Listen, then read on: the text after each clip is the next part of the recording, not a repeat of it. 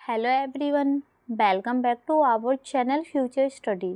तो गाइस, इस वीडियो में जो बीए प्रोग्रामिंग स्टूडेंट है सेमेस्टर सेकंड के, चाहे DU और रेगुलर एनसीवेप किसी भी कॉलेज के स्टूडेंट है, जो आपका डिसिप्लिन सब्जेक्ट है पॉलिटिकल साइंस, भारतीय शासन और राजनीतिक, इसके आपको इम्पोर्टेंट क्वेश्चन बताने जाए जो आपके पेपर में 90% चांस यही क्वेश्चन सब देखने को मिलेंगे।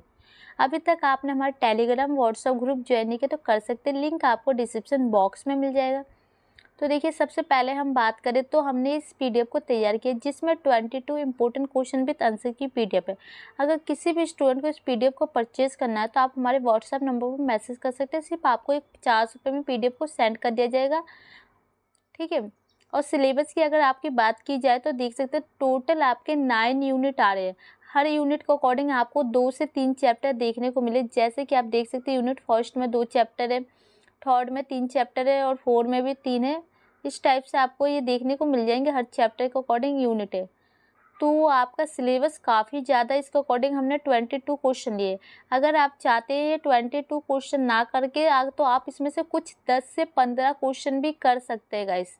10 से 15 क्वेश्चन करके भी आप पास आउट हो सकते हैं, क्योंकि आपका सिलेबस ज़्यादा है। अगर आप चाहते हैं तो 50% सिलेबस कवर करके भी आप पास आउट हो सकते हैं अच्छे नंबर से, ठीक है। तो देखिए, हमने यहाँ पर PDF में एक चीज़ और लिखा है कि देखिए, जो मोस्ट इंपॉर्टेंट क्वेश्चन है उसके आगे इंपॉर्टेंट क्वेश्चन लिख दिया। अगर ये क्वेश्चन टोटल इस टाइप के आपको 10 क्वेश्चन देखने को मिल जाएंगे पूरे PDF में, 22 के अकॉर्डिंग 10 क्वेश्चन इस टाइप के मिल जाएंगे। अगर आपने ये 10 क्वेश्चन भी कर लेना तो इसमें से आपके पेपर में 5 क्वेश्चन तो बन ही जाएंगे गाइस। टोटल आपको पेपर में 5 क्वेश्चन ही अटेंड करने होते, 4 या 5 क्वेश्चन अटेंड करने होंगे। टोटल 8 या 10 क्वेश्चन आएंगे पेपर में, ठीक है। तो ये PDF काफ़ी ज़्यादा ईजी है। और ये जो क्वेश्चन हम इस वीडियो में बताएंगे कि 22 क्वेश्चन कौन से क्वेश्चन किस टाइप से लिखे, प्लस PDF में आंसर को हमने किस टाइप से लिखा है। और इन क्वेश्चन विद आंसर की जो क्लासेस है ना हमारी, पहले से हमने अपलोड कर रखी है। 2023 के स्टूडेंट के समय मैंने अपलोड किए थे, तो वो वीडियो आप सभी देख सकते हैं। उसका लिंक हम आपको डिस्क्रिप्शन बॉक्स में दे देंगे, क्योंकि अगर किसी भी स्टूडेंट को इन क्वेश्चन का आंसर चाहिए तो उसमें मिल जाएंगे आपको वीडियो के माध्यम से।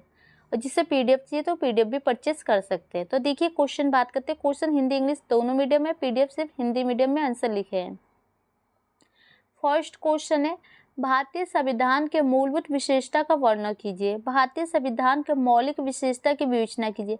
भारतीय संविधान की प्रस्तावना में मूलभूत विशेषता की व्याख्या कीजिए। तो देखिए, सबसे पहला क्वेश्चन है जो आपको भारतीय संविधान के बारे में उनकी विशेषता पता होनी चाहिए। तो सबसे पहले आप परिचय में लिख देंगे थोड़ा सा भारतीय संविधान के बारे में कि कब बना, कब लागू हुआ, कैसे इसका अस्तित्व आया। फिर उसके बाद जो इसकी विशेषता के पॉइंट आप लिखेंगे, जैसे भारत देख सकते हैं टोटल यहाँ पर 8 से 10 पॉइंट देखने को मिलेंगे। 6, 7, 8, 9, 10, 11, 12 पॉइंट आपको देखने को। अगर 12 पॉइंट में से अगर आपने 8 पॉइंट भी अच्छे से याद करके लिख दिया ना गाइस, तो इसमें भी आपके नंबर मिल जाएंगे। तो ये पॉइंट है। फिर इसके बाद सेकंड क्वेश्चन है, देखिए, भारतीय संविधान के आधारभूत ढांचा सिद्धांत का आलोचनात्मक प्रशिक्षण कीजिए। भारतीय संविधान के आधारभूत संरचनाओं का वर्णन कीजिए। भारतीय सभा की भूमिका एवं बनावट की चर्चा कीजिए। भारत की संविधान सभा के बारे में आप क्या जानते हैं, संविधान सभा की रचना किस प्रकार हुई है बताइए। तो इसमें आपको बताना है कि जो संविधान सभा उसकी बनावट, उसकी संरचना, मतलब उस अस्तित्व में आया तो आया कैसे, उसको कैसे बनाया गया, कितना समय लगा, किसने बनाया, तो ये आपको उसकी संरचना के बारे में बताना है। तो एक चीज़ याद रखिएगा, जो question first and second in दोनों में से सिर्फ एक ही क्वेश्चन आपके पेपर में आएगा। यूनिट फर्स्ट के अकॉर्डिंग एक क्वेश्चन कंफर्म है कि ये आएगा ही आएगा। इन दोनों को याद कर लीजिएगा, ठीक है। फिर इसके बाद जो आपका नेक्स्ट यूनिट आ गया, देखिए यूनिट फर्स्ट का चैप्टर सेकंड आ गया। तो ऊपर हमने 2 क्वेश्चन बताया, 2 में से एक क्वेश्चन आपके कंफर्म में आएगा। अब देखिए ये क्या है, मौलिक अधिकार और राज्य के नीति निर्देशक सिद्धांत मानते स्पष्ट कीजिए। मौलिक अधिकार और नीति निर्देशक तत्व विरोधी नहीं बल्कि एक दूसरे के पूरक की विवेचना कीजिए। भारतीय संविधान में प्रदत्त मौलिक अधिकारों एवं राज्य के नीति निर्देशक सिद्धांत के संबंध की व्याख्या कीजिए। और क्वेश्चन नंबर थर्ड भी इंपॉर्टेंट, ये क्वेश्चन भी आपके हर साल पेपर में रिपीट होता है। अगर आप प्रीवियस ईयर का क्वेश्चन पेपर उठा के देखेंगे तो ये क्वेश्चन आपको देखने को मिल जाएगा। और ये क्वेश्चन का आंसर भी अपलोड है चैनल पर, प्लेलिस्ट आपको दे देंगे डिस्क्रिप्शन बॉक्स में, आप देख लीजिएगा, ठीक है। ये सारे क्वेश्चन है। फिर इसके बाद आपका देखिए, उसके एक ही क्वेश्चन बनते हैं जो आपका चैप्टर सेकंड है। तो हमने 3 क्वेश्चन बताया, उसमें से आपके 2 क्वेश्चन आपको पेपर में देखने को मिलेंगे। अब आपका यूनिट सेकंड यहाँ से स्टार्ट हो रहा है। इसमें देखिए क्वेश्चन नंबर 4 है, देशी रियायतों के विलय संबंधित नीतियों का प्रशिक्षण कीजिए। स्वतंत्रता के पश्चात गठित नए राज्यों का उल्लेख कीजिए। भारतीय स्वतंत्रता के पश्चात देशी रियायतों के विलय का वर्णन कीजिए। तो क्वेश्चन ये 4 था। इसके बाद जो आपका क्वेश्चन नंबर जो आपका यूनिट 3 आ गया उसको अकॉर्डिंग क्वेश्चन फर्स्ट देखिए। प्रधानमंत्री की नियुक्ति, कार्य तथा शक्ति की विवेचना कीजिए। भारतीय राज्य व्यवस्था में प्रधानमंत्री की शक्ति अहम भूमिका का विश्लेषण कीजिए। हाल के समय में प्रधानमंत्री के पद पर अहम उनकी बदलती हुई भूमिका का विश्लेषण कीजिए। तो ये भी क्वेश्चन इंपॉर्टेंट है, इसका भी आंसर हमारे चैनल पर अपलोड है पहले से ही।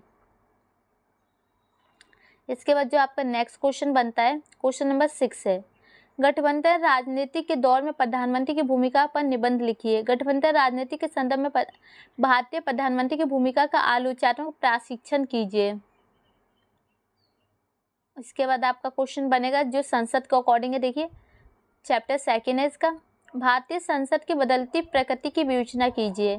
क्या आप इस आंकलन से सहमत है कि भारतीय संसद की भूमिका में विगत काल में गिरावट आई है? भारतीय संसद का गठन हुए उनके विशेषाधिकार का वर्णन कीजिए और साथ ही संसद की बदलती हुई प्रकृति की विवेचना कीजिए।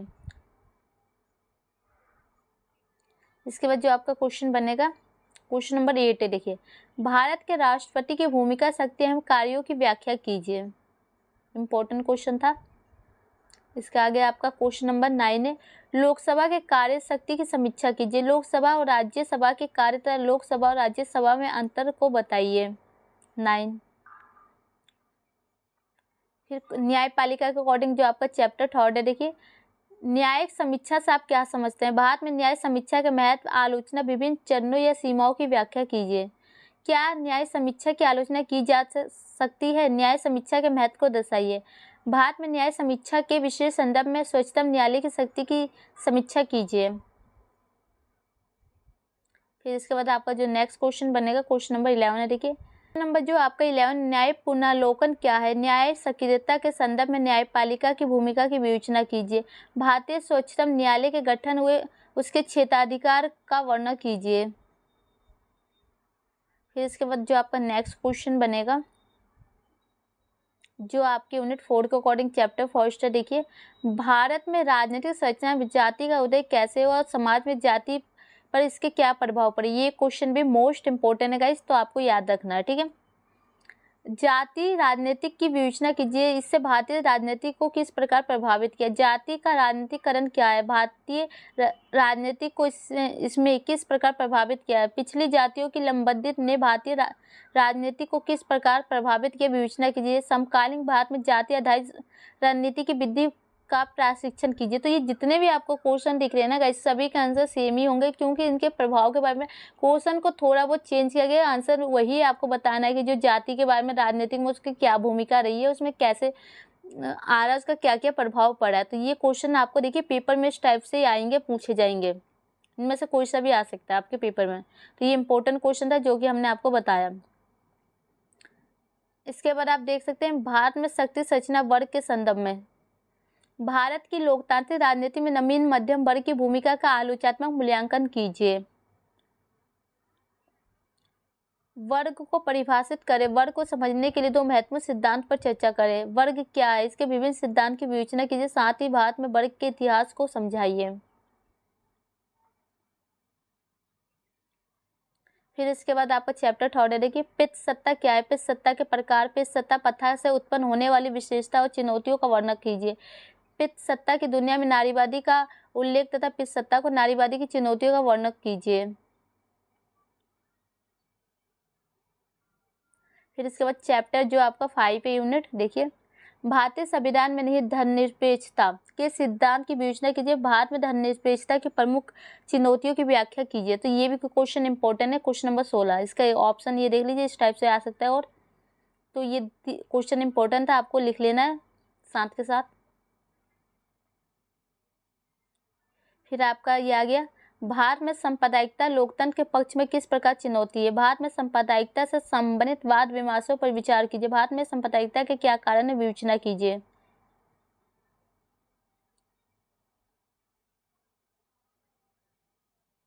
क्वेश्चन नंबर देख सकते हैं 18 है, राजनीतिक दल क्या है। भारतीय क्षेत्रीय दलों के उदय के प्रमुख कारण बताइए। भारत में दलीय व्यवस्था के स्वरूप या विशेषता पर निबंध लिखिए। जो आपका 7 यूनिट आ गया उसको अकॉर्डिंग देखिए, ये भी क्वेश्चन इंपॉर्टेंट है। भारतीय विकास की रणनीति में नई आर्थिक नीति की भूमिका का विश्लेषण कीजिए। नई आर्थिक नीति के विभिन्न चरणों का विशेष उल्लेख करते हुए भारत के विकास का आलोचनात्मक मूल्यांकन कीजिए। भारत में 1991 के विकास की रणनीति की रूपरेखा प्रस्तुत कीजिए। क्वेश्चन इंपॉर्टेंट था, देख सकते हैं आप। इसके बाद जो आपका नेक्स्ट क्वेश्चन बनेगा, क्वेश्चन नंबर 20 देखिए, भारत में महिला आंदोलन के मुद्दे और विकास का विवेचना कीजिए। भारत में महिला आंदोलन की प्रमुख उपलब्धियां एवं चुनौतियों पर लेख लिखिए। भारतीय राष्ट्रीय आंदोलन में महिला की भूमिका का आलोचनात्मक मूल्यांकन कीजिए। भारत में किसी संकट के उत्तरदायी कारणों की विवेचना कीजिए। स्वतंत्रता से पूर्व की कृषि आंदोलन के उद्देश्य तथा कारण क्या थे। फिर इसके बाद जो आपका लास्ट क्वेश्चन बनेगा, देखिए क्वेश्चन नंबर 22 है, पर्यावरण से आप क्या समझते हैं। भारत में पर्यावरण हंस का संक्षिप्त टिप्पणी कीजिए। भारत में पर्यावरण पतन के लिए कौन कौन से कारण उत्तरदायी है, उल्लेख कीजिए। तो ये क्वेश्चन थे गाइस जो कि 22 हमने से इसमें से आपको 10 क्वेश्चन ऐसे बता दिए गाइस कि जो 10 क्वेश्चन आप करते हैं तो उसमें से 5 क्वेश्चन आपके पेपर में देखने को जरूर मिलेंगे गाइस। वो 5 क्वेश्चन करके आप पास आउट हो सकते हैं। अगर किसी भी स्टूडेंट को इस PDF को परचेज करना है तो आप हमारे व्हाट्सअप नंबर पर मैसेज कर सकते हैं। वीडियो अच्छी लगे तो लाइक शेयर कीजिए और इनके क्वेश्चन विद आंसर की क्लासेस का लिंक आपको डिस्क्रिप्शन बॉक्स में दिया जाएगा, वो वीडियो आप देख सकते हैं इनके आंसर के लिए। तो वीडियो को शेयर कीजिए। Thank you.